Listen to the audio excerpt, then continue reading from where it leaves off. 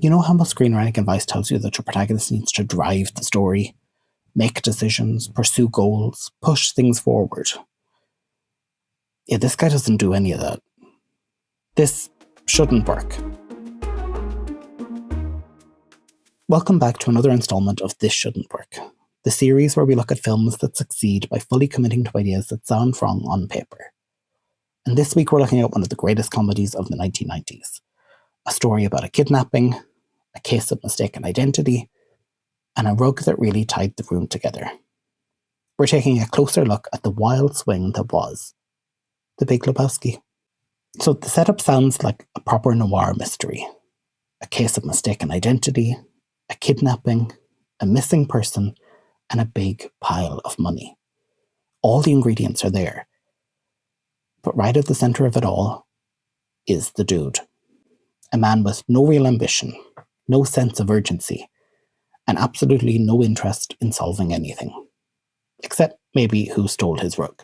Once the bigger mystery kicks in, most protagonists would take control of the situation. They'd investigate, make plans, connect the dots. The dude mostly just wanders into things.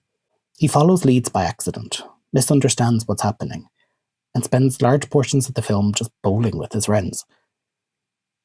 And by every screenwriting rule, this should completely kill your film. Because if the main character isn't driving the story, then what is?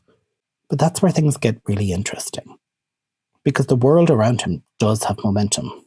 The plot keeps moving, the stakes keep escalating, and the chaos keeps building all around him, even though the dude just sort of floats through it all. And weirdly, that becomes the entire point of the film. Instead of a story about control, it becomes a story about the lack of control, about someone refusing to play the same game that everyone else is taking so seriously. And that's where the comedy really kicks in.